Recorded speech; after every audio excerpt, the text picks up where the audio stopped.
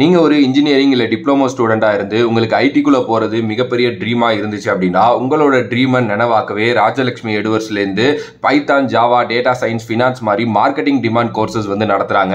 Already 500+ students இங்கே படித்து செமையான ஜாபில் இருக்காங்க. 30+ இண்டஸ்ட்ரியல் எக்ஸ்பர்ட்ஸ் வந்து பார்த்தீங்க அப்படின்னா நம்மளோட ரீஜனல் லாங்குவேஜ் தமிழ் அண்ட் இங்கிலீஷில் கூட வந்து பார்த்தீங்கன்னா சொல்லித்தராங்க.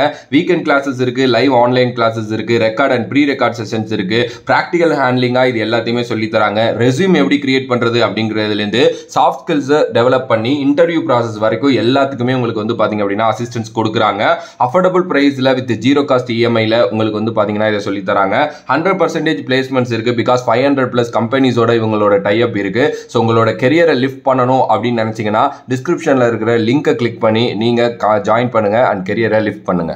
உங்க எல்லாருக்கும் ஒரு பெரிய வணக்கம். இன்னைக்கான வீடியோ என்ன அப்படின்னா ஐபிஎல் 2024 இன்னும் 2 மாசத்துல ஆரம்பிக்க போகுது.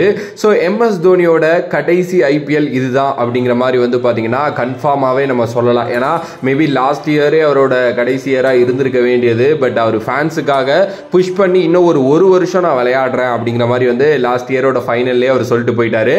அண்ட் இந்த வருஷம் நிறைய முடியெல்லாம் வளர்த்துக்கிட்டு இருக்காரு. ஆப்வியஸ்லி இதோட வந்து பாத்தீங்க அப்படின்னா அவருக்கு ஒரு ஃபேர்வெல் நடத்தி அனுப்பிட வேண்டியதான். அண்ட் ஆக்ஷன் வேற வருது அப்படிங்கிறதுனால திருப்பி அவரை வந்து ஒரு 12 கோடி கொடுத்து வந்து அவரை ரீடைன் பண்ணணும் அப்படின்லாம் அவரே யோசிக்க மாட்டார். ஓகேவா? ஸோ அதனால இதுதான் MS தோனியோட கடைசி ஐபிஎல். ஸோ இந்த வருஷம் தான் அவரோட அந்த ஐபிஎலோட லாஸ்ட் இயரை நம்ம விட்னஸ் பண்ண போறோம். ஓகேவா? இப்போ என்ன அப்படின்னா அவருக்கு ஒரு இன்ஜுரி ஆயிருந்துச்சு காலில். எஸ், அதுக்காக ஒரு சர்ஜரி நடந்துச்சு. இப்போ அந்த இன்ஜுரி எந்த ஸ்டேஜில் இருக்கு அப்படின்னு சொல்லிட்டு சிஎஸ்கேவோட CEO காசி விஸ்வநாதன் கேட்டதுக்கு அவர் என்ன சொன்னார்னா அதெல்லாம் சரியாயிருச்சு, அவர் வந்து ரெக்கவரி ப்ராசஸ்ல இருக்காரு, ரீஹாப்ல இருக்காரு.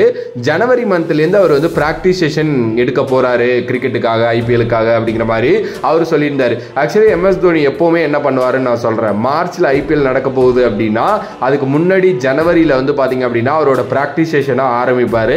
அதுவும் இண்டோர் பிராக்டிஸ் தான் எடுப்பாரு. அதாவது உள்ளுக்குள்ளேயே நெட்ஸ்ல வந்து பாத்தீங்க அப்படின்னா பிராக்டிஸ் செஷன்ஸ் இருக்கும்ல, அங்க வந்து பாத்தீங்கன்னா அவர் அந்த 1 மந்த் ஜனவரி ஃபுல்லா வந்து பிராக்டிஸ் எடுப்பாரு. அகைன் வந்து பாத்தீங்க அப்படின்னா பிப்ரவரி பாதி இதுலேருந்து வந்து அவர் வந்து அவுட்டோர் பிராக்டிஸ் போயிட்டு மார்ச்ல வந்து பாத்தீங்க அப்படின்னா சேப்பாக்கு வந்துருவாங்க எல்லாரும். இதுதான் அவரோட வழக்கமா இருந்துகிட்டு இருக்கு லாஸ்ட் ஃபியூ இயர்ஸாவே. அதை நிறைய நம்ம பார்த்துருக்கோம், நிறைய நம்ம வீடியோஸாவும் வந்து பாத்தீங்க அப்படின்னா ரெக்கார்ட் பண்ணி போட்டிருக்கோம். ஓகே, ஸோ இப்போ என்ன மேட்டர் அப்படின்னா இப்பயும் அதுதான் நடக்க போகுது. ஜனவரி 10லேருந்து வந்து பாத்தீங்கன்னா அவரோட இன்டோர் பிராக்டிஸ் ஸ்டார்ட் ஆகுது அப்படிங்கிற மாதிரி வந்து சொல்றாங்க. ஸோ அவருக்கு ஆல்ரெடி அந்த இன்ஜுரி, சர்ஜரி இதெல்லாம் வேற இருக்கு அப்படிங்கிறதுனால கொஞ்சம் அதுக்காகவும் ரெடி பண்ணணும் அப்படிங்கிறதுனால கொஞ்சம் ஏர்லியராகவே இந்த பிராக்டிஸ் செஷன்ஸ் வந்து ஸ்டார்ட் பண்றாங்களாமா. பிகாஸ் அவரால் கீப் பண்ண முடியுமா அப்படிங்கிறது வந்து தெரியல. ஏன்னா முட்டி, ஸோ உட்காந்து எழுந்திரிக்கணும், நிறைய விஷயம் வந்து இருக்கு. இது சாதாரண விஷயம் இல்லை. அவரோட ஏஜ் ஃபேக்டர்னு ஒன்று இருக்கு, ரீஹாப் எப்படி ஆனாருங்கிறது ஒன்று இருக்கு. ஸோ அதனால வந்து அவ்வளோ சீக்கிரத்தில் அது கியூர் ஆகுமா அப்படிங்கிறது இல்லை. ஆப்வியஸ்லி வந்து பார்த்தீங்கன்னா 9 to 10 months ஆக போது தான். ஓகே, அதில் எந்த ஒரு மாற்று கருத்தும் இல்லை. பட் அது எப்படி அவர் ரெக்கவர் ஆனாரு அப்படிங்கிறத பொறுத்து தான் அந்த கீப்பிங் விஷயங்கள்லாம் வந்து இருக்கு. ஸோ அதனால அவர் வந்து இப்போலேருந்து இந்த பிராக்டிஸ் செஷன்ஸ் வந்து பார்த்தீங்க அப்படின்னா கொஞ்சம் சிவியரா எடுக்கிறார் அப்படிங்கிற மாதிரி நியூஸஸ் வருது. அண்ட் மார்ச்சோட ஃபர்ஸ்ட் வீக் அப்படி இல்லைன்னா ஏப்ரலோட பிப்ரவரியோட எண்டில் வந்து பாத்தீங்க அப்படின்னா சிஎஸ்கே வந்து சேப்பாக் வராங்க அப்படிங்கிறது இப்போ கன்ஃபார்ம் ஆயிருக்கு. எஸ், இந்த வருஷம் சிஎஸ்கே கண்டிப்பா சேப்பாக்ல 1 month முன்னாடியே வந்து பிராக்டிஸ் செஷன்ஸ் வந்து பாத்தீங்க அப்படின்னா பண்ண போறாங்க அப்படிங்கிற நியூஸும் இப்போ வெளியில வந்திருக்கு அப்படின்னே சொல்லலாம். பார்க்கலாம் எந்த அளவுக்கு இதுக்கப்புறம் இருக்க போகுது. பிகாஸ் அவரோட லாஸ்ட் ஐபிஎல் அண்ட் என்ன மாதிரி எல்லாம் பிளே பண்ண போறாரு, கொஞ்சம் தன்னோட பொசிஷன் அப் பண்றாரா அப்படிங்கிறத பார்க்கலாம். பிகாஸ் அவர் நம்பர் 7 நம்பர் 8ல இறங்கிட்டு இருக்காரு. லாஸ்ட் இயர் கொஞ்சம் நல்லா விளையாண்டுட்டு போகலாம் அப்படிங்கிறதுனால கொஞ்சம் முன்னாடி இறங்குறாராங்கிறதையும் வெயிட் பண்ணி பார்ப்போம். அண்ட் உங்களோட கருத்து MS தோனியோட இந்த லாஸ்ட் சீசன் அண்ட் அதோட பிராக்டிஸ் செஷன் இதை பத்தி என்ன நினைக்கிறீங்க அப்படின்ட்டு மறக்காம கமெண்ட் பாக்ஸ்ல கமெண்ட் பண்ணுங்க. If you like the video please like, share and subscribe to நம்மளோட கிரிக்ஸிப் சேனல்.